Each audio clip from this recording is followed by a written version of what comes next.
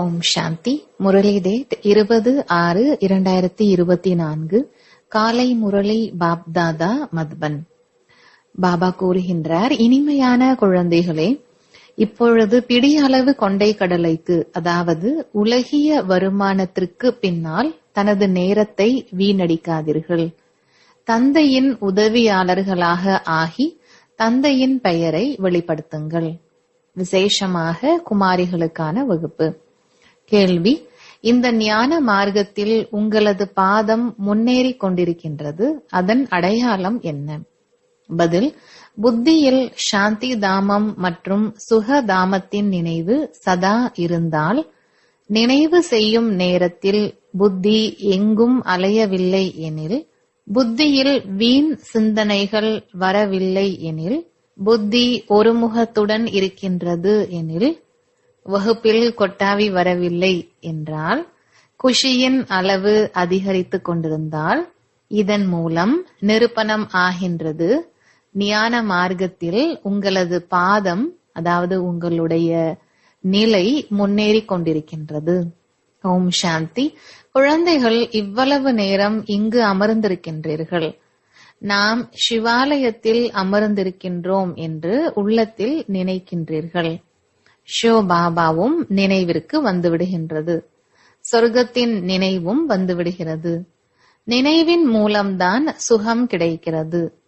நாம் சிவாலயத்தில் அமர்ந்திருக்கின்றோம் என்ற நினைவு புத்தியில் இருந்தால் குஷி ஏற்படும். கடைசியில் அனைவரும் சிவாலயத்திற்கு சென்றே ஆக வேண்டும். சாந்தி தாமத்திலேயே யாரும் அமர்ந்துவிட முடியாது. உண்மையில் சாந்தி தாமத்தையும் சிவாலயம் என்று கூறுகின்றோம், சுகதாமத்தையும் சிவாலயம் என்று கூறுகின்றோம். ஏனெனில் அதனையும் தந்தைதான் ஸ்தாபனை செய்கின்றார். குழந்தைகளாகிய நீங்கள் இரண்டையும் நினைவு செய்ய வேண்டும். அந்த சிவாலயமானது அமைதிக்காக மற்றும் இந்த சிவாலயமானது சுகத்திற்காக. இது துக்கதாமம். இப்பொழுது நீங்கள் சங்கமத்தில் அமர்ந்திருக்கின்றீர்கள். சாந்தி தாமம் மற்றும் சுகதாமத்தை தவிர வேறு எந்த நினைவும் இருக்கக்கூடாது. எங்கு வேண்டும் என்றாலும் அமர்ந்திருக்கலாம். தொழில் போன்ற இடங்களில் அமர்ந்திருந்தாலும் புத்தியில் இரண்டு சிவாலயத்தின் நினைவும் வர வேண்டும். துக்கதாமத்தை மறந்துவிட வேண்டும். இது வைஷ்யாலயம் என்பதை குழந்தைகள் அறிந்திருக்கின்றீர்கள். துக்கதாமம் இப்பொழுது அழிய வேண்டும். இங்கு அமர்ந்திருக்கும் பொழுது குழந்தைகளாகிய உங்களுக்கு கொட்டாவி போன்றவை வரக்கூடாது. பலரது புத்தியானது எங்கெங்கேயோ வேறு பக்கம் சென்று விடுகின்றது. மாயையின் தடைகள் ஏற்படுகின்றது. குழந்தைகளாகிய உங்களுக்கு தந்தை அடிக்கடி கூறுகின்றார், குழந்தைகளே, மன்மனா பவ. விதவிதமான யுக்திகளை கூறுகின்றார்.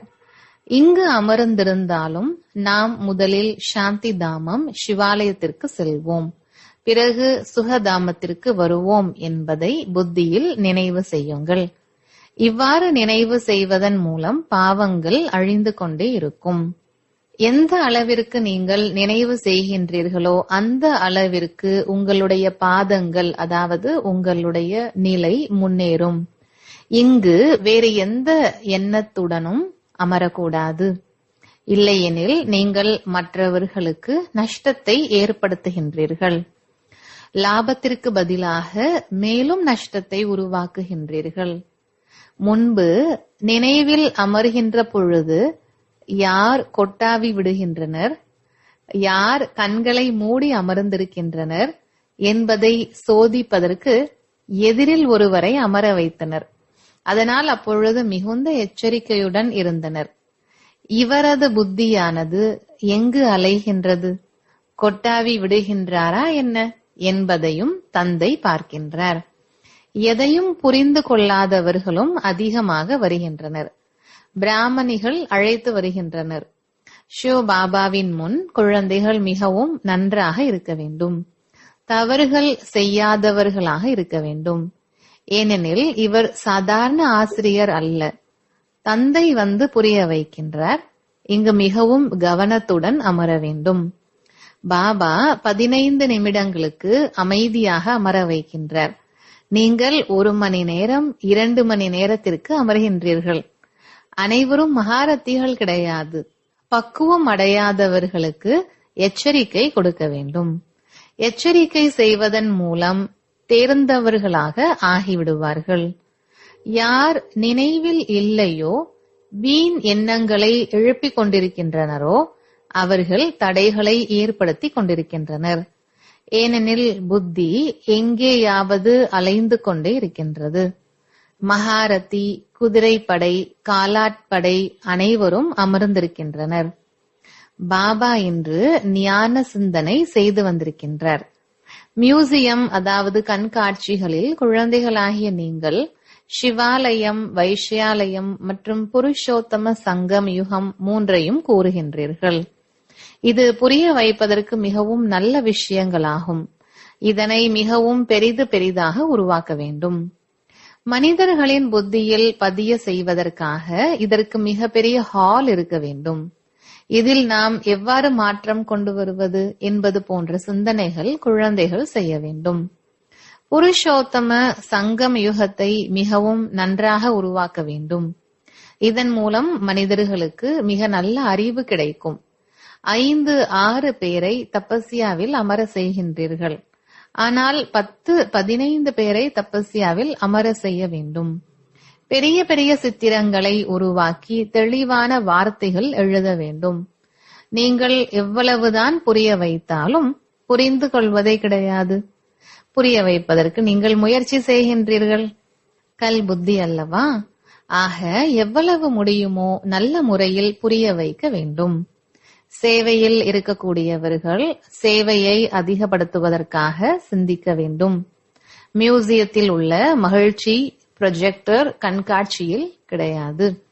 ப்ரொஜெக்டரின் மூலம் எதையும் புரிந்து கொள்வதே கிடையாது. அனைத்தையும் விட மிக சிறந்தது மியூசியம். சிறியதாக இருந்தாலும் பரவாயில்லை. ஒரு அறையில் சிவாலயம், வைஷ்யாலயம் மற்றும் புருஷோத்தம சங்கம் யுகத்தின் காட்சி இருக்க வேண்டும். புரிய வைப்பதற்கு மிகவும் விசால புத்தி இருக்க வேண்டும். எல்லையற்ற தந்தை, எல்லையற்ற ஆசிரியர் வந்திருக்கின்றார் என்றால் குழந்தைகள் MA, BA தேர்ச்சியடைய வேண்டும் என்று அமர்ந்து விட மாட்டார்கள். தந்தை சதா அமர்ந்திருக்க மாட்டார். சிறிது காலத்தில் சென்று விடுவார். குறுகிய காலம்தான் இருக்கின்றது என்றாலும் விழிப்படைவது கிடையாது. 4 அல்லது 500 ரூபாய்க்காக ஏன் தனது நேரத்தை வீணாக்க வேண்டும்? பிறகு நாம் சிவாலயத்தில் என்ன பதவியை அடைவோம் என்று நல்ல நல்ல குழந்தைகளாக இருக்கக்கூடியவர்கள் கூறுவர். குமாரிகள் ஓய்வாக இருப்பதை பாபா பார்க்கின்றார். எவ்வளவுதான் மிக பெரிய ஊதியமாக இருந்தாலும் அது பிடியளவு கொண்டை கடலைக்கு போன்றது. இவை அனைத்தும் அழிந்துவிடும், எதுவும் இருக்காது. பிடியளவு கொண்டை கடலையிலிருந்து விடுவிப்பதற்காக தந்தை வந்திருக்கின்றார். ஆனால் விடுவதே இல்லை. அதில் பிடியளவு கொண்டை கடலை, இதில் உலக சக்கரவர்த்தி. அது எதற்கும் உதவாத கொண்டை கடலை. அதற்கு பின்னால் எவ்வளவு துக்கம் அடைகின்றனர். குமாரிகள் ஓய்வாக இருக்கின்றனர். அந்த படிப்பு பைசாவிற்கும் உதவாதது. அதனை விட்டுவிட்டு இந்த ஞானத்தை படித்துக் கொண்டிருந்தால் புத்தி திறக்கும். இவ்வாறு சிறிய சிறிய குமாரிகள் சிவாலயத்தை ஸ்தாபனை செய்வதற்காக தந்தை வந்திருக்கின்றார் என்று பெரியவர்களுக்கு ஞானம் கொடுக்க வேண்டும். இங்கிருக்கும் அனைத்தும் மண்ணோடு மண்ணாகிவிடும் என்பதை அறிந்திருக்கின்றீர்கள். இந்த கொண்டை கடலையும் அதிர்ஷ்டத்தில் வராது. சிலரிடத்தில் 5, சிலரிடத்தில் 5 லட்சம், அதுவும் அழிந்துவிடும். இப்பொழுது குறுகிய காலம்தான் இருக்கின்றது. நாளுக்கு நாள் நிலைமை மோசமாகிக் கொண்டே செல்கின்றது. திடீரென்று ஆபத்துக்கள் வந்து விடுகின்றன. மரணமும் திடீரென்று ஏற்பட்டு கொண்டே இருக்கின்றது. பிடியளவு கொண்டை கடலை இருந்தும் உயிர் பிரிந்து விடுகிறது. ஆக மனிதர்களை இந்த குரங்குத்தனத்திலிருந்து விடுவிக்க வேண்டும். மியூசியத்தை பார்த்து மட்டும் சந்தோஷம் அடைந்து விடக் கூடாது. அதிசயம் செய்து காண்பிக்க வேண்டும். மனிதர்களை விழிப்படைய செய்ய வேண்டும். தந்தை குழந்தைகளாகிய உங்களுக்கு உலக ராஜ்யத்தை கொடுத்து கொண்டிருக்கின்றார். மற்றபடி யாருடைய அதிர்ஷ்டத்திலும் கொண்டை கடலை சேராது, அனைத்தும் அழிந்துவிடும். ஆக இதனை விடுத்து நாம் ஏன் தந்தையிடமிருந்து ராஜ்யத்தை அடையக்கூடாது? எந்த கஷ்டத்திற்கான விஷயமும் கிடையாது. தந்தையை நினைவு செய்ய வேண்டும் மற்றும் சுய தரிசன சக்கரத்தை சுற்ற வேண்டும். கையில் உள்ள கொண்டை கடலையை நீக்கிவிட்டு வைரம் வைடூரியங்களை கைகளில் நிறைத்துக் கொள்ள வேண்டும். தந்தை புரிய வைக்கின்றார், இனிமையான குழந்தைகளே, இந்த பிடியளவு கொண்டை கடலைக்கு பின்னால் நீங்கள் ஏன் தங்களது நேரத்தை வீணாக்குகின்றீர்கள்? ஆம், வயோதிகர்களாக இருக்கின்றனர். குழந்தைகள் அதிகமாக உள்ளனர் எனில் அவர்களை வளர்க்க வேண்டி இருக்கின்றது. குமாரிகளுக்கு மிகவும் எளிது. தந்தை நமக்கு இந்த ராஜ்யத்தை கொடுக்கின்றார் என்பதை யார் வந்தாலும் புரிய வைக்க வேண்டும். ஆக ராஜ்யத்தை அடைய வேண்டும் அல்லவா? இப்பொழுது உங்களது கைகள் வைரங்களினால் நிறைந்து கொண்டிருக்கின்றது. மற்ற அனைத்தும் விநாசம் ஆகிவிடும். நீங்கள் 63 பிறவிகளாக பாவம் செய்தீர்கள். தந்தை மற்றும் தேவதைகளுக்கு நிந்தனை செய்வது மற்றொரு பாவம். விகாரிகளாகவும் ஆனீர்கள் மற்றும் திட்டவும் செய்தீர்கள். தந்தைக்கு எவ்வளவு நிந்தனை செய்தீர்கள்? தந்தை குழந்தைகளுக்கு வந்து புரிய வைக்கின்றார், குழந்தைகளே, நேரத்தை வீணாக்க கூடாது. பாபா எங்களால் நினைவு செய்ய முடியவில்லை என்று கூறாதீர்கள். பாபா என்னால் ஆத்மா என்று நினைவு செய்ய முடியவில்லை என்று கூறுங்கள். தன்னை மறந்து விடுகின்றீர்கள்.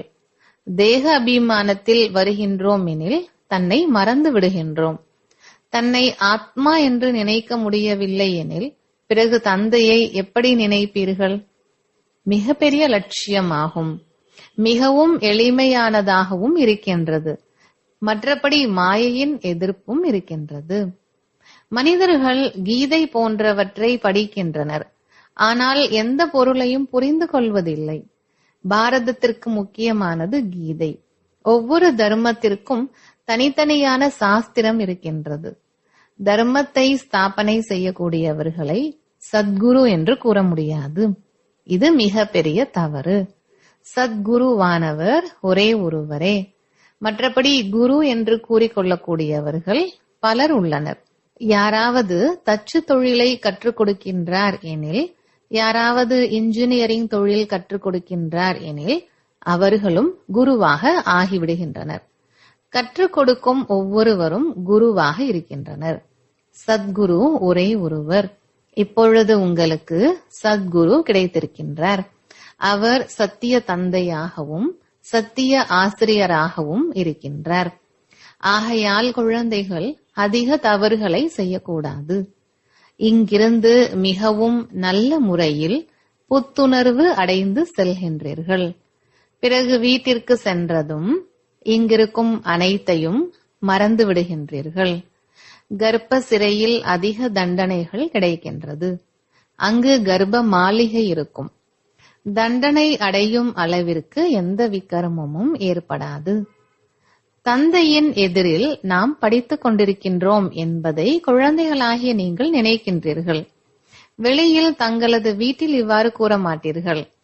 சகோதரர் படிப்பிக்கின்றார் என்று அங்கு நினைக்கின்றீர்கள். இங்கு, அதாவது மதுபனில், தந்தையிடத்தில் நேரடியாக வந்திருக்கின்றீர்கள். தந்தை குழந்தைகளுக்கு மிகவும் நல்ல முறையில் புரிய வைக்கின்றார். தந்தை புரிய வைப்பதற்கும் குழந்தைகள் புரிய வைப்பதற்கும் வித்தியாசம் ஏற்பட்டு விடுகின்றது. குழந்தைகளுக்கு தந்தை எச்சரிக்கை செய்கின்றார். குழந்தைகளே குழந்தைகளே என்று கூறி புரிய வைக்கின்றார். நீங்கள் சிவாலயம் வைஷ்யாலயத்தை புரிந்திருக்கின்றீர்கள். எல்லையற்ற விஷயமாகும்.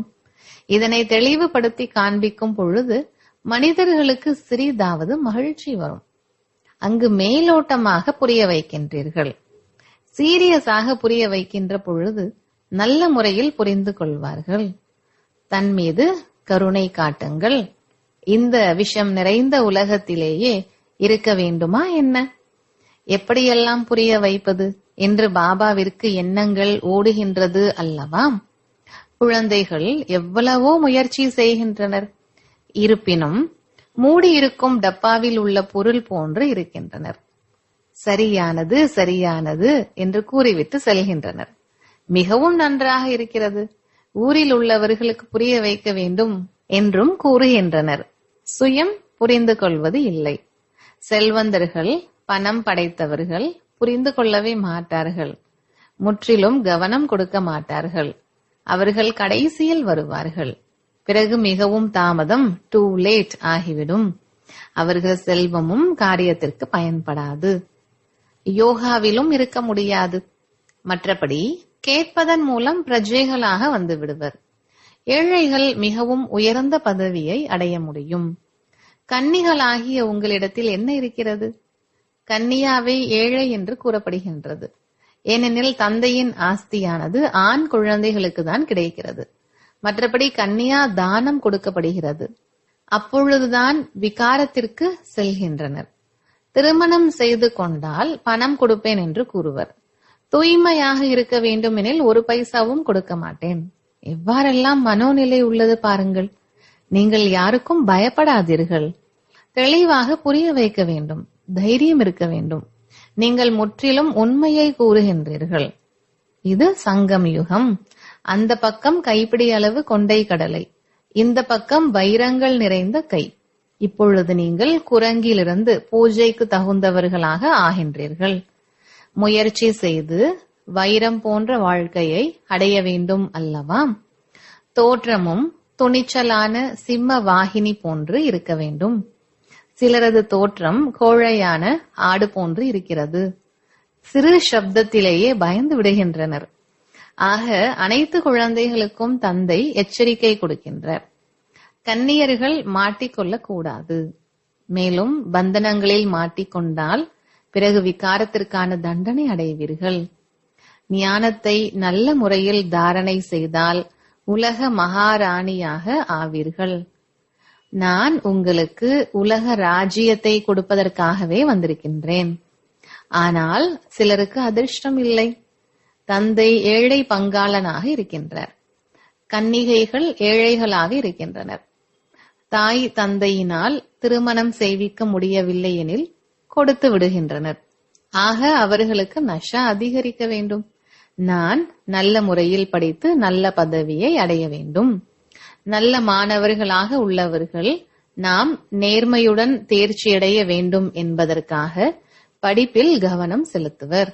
அவர்களுக்கு தான் பிறகு உதவி தொகை, ஸ்காலர்ஷிப் கிடைக்கின்றது. எந்த அளவிற்கு முயற்சி செய்கின்றீர்களோ அந்த அளவிற்கு உயர்ந்த பதவி அடைவீர்கள். அதுவும் 21 பிறவிகளுக்கு. இங்கு அற்பகால சுகம் கிடைக்கின்றது. இன்று ஏதாவது பதவி கிடைக்கின்றது, நாளை மரணம் ஏற்பட்டு விட்டால் அவ்வளவுதான். யோகிக்கும் போகிக்கும் வித்தியாசம் இருக்கின்றது அல்லவா? ஆக ஏழைகளின் மீது அதிக கவனம் செலுத்துமாறு தந்தை கூறுகின்றார். செல்வந்தர்கள் ஏற்றுக்கொள்வது கடினம். மிகவும் நன்றாக இருக்கிறது, இந்த இயக்கம் மிகவும் நல்லதாக இருக்கிறது, அதிகமானவர்களுக்கு நன்மை செய்யும் என்று மட்டுமே கூறுவர். தனக்கு எந்த நன்மையும் செய்து கொள்வது கிடையாது. மிகவும் நன்றாக இருக்கிறது என்று கூறிவிட்டு வெளியில் சென்றதும் அவ்வளவுதான். மாயை பெரிய தடியை வைத்துக் கொண்டு காத்திருக்கின்றது. ஆர்வத்தையே மறைத்து விடுகின்றது. ஒரே ஒரு அடியிலேயே அறிவை இழக்க செய்து விடுகின்றது. தந்தை புரிய வைக்கின்றார். பாரதத்தின் நிலை என்ன ஆகிவிட்டது என்று பாருங்கள். குழந்தைகள் நாடகத்தை பற்றி நல்ல முறையில் தெரிந்திருக்கின்றீர்கள். நல்லது. இனிமையிலும் இனிமையான செல்லமான குழந்தைகளுக்கு தாய் தந்தை பாப் தாதாவின் அன்பு நினைவுகள் மற்றும் காலை வணக்கம். ஆன்மீக குழந்தைகளுக்கு ஆன்மீக தந்தையின் நமஸ்காரம். தாரணைக்கான முக்கிய சாரம். முதலாவது, பிடி அளவு கொண்டை கடலையை விட்டுவிட்டு தந்தையிடமிருந்து உலக ராஜ்யத்தை அடைவதற்கான முழு முயற்சி செய்ய வேண்டும். எந்த விஷயத்திற்காகவும் பயப்படக்கூடாது. பயமற்றவர்களாக ஆகி பந்தனங்களிலிருந்து முக்தியடைய வேண்டும். தனது நேரத்தை உண்மையான வருமானத்தில் வெற்றியுடையதாக ஆக்க வேண்டும். 2, இந்த துக்க தாமத்தை மறந்து சிவாலயம், அதாவது சாந்தி தாமம், சுகதாமத்தை நினைவு செய்ய வேண்டும். மாயையின் தடைகளை உணர்ந்து அதனிடம் கவனமாக எச்சரிக்கையுடன் இருக்க வேண்டும். வரதானம்: கீதையின் பாடத்தை படித்து படிப்பிப்பவர் மோகத்தை நீக்கி நினைவின் சொரூபம் ஆகுங்கள். விளக்கம்: கீதை ஞானத்தின் முதல் பாடம் அஷரீரி ஆத்மா ஆகுக மற்றும் இறுதி பாடம் மோகத்தை நீக்கி நினைவின் சொரூபம் ஆகுக. முதல் பாடம் என்பது விதிமுறை, இறுதி பாடம் என்பது அந்த விதிமுறையால் அடையும் பலன். எனவே ஒவ்வொரு நேரமும் முதலில் தன்னுள் இந்த பாடத்தை படித்து பிறகு மற்றவர்களுக்கு கற்பியுங்கள். அநேக ஆத்மாக்கள் உங்களது உயர்ந்த செயலை பார்த்து தானும் செய்து தனது பாக்கியத்தை உயர்த்தி கொள்ளும் வகையில் அத்தகைய உயர்ந்த செயலை செய்து காண்பியுங்கள். ஸ்லோகன்: பரமாத்மாவின் அன்பிலேயே மூழ்கி இருந்தால் கடினமெல்லாம் விடுபட்டே போய்விடும். நல்லது. ஓம் சாந்தி.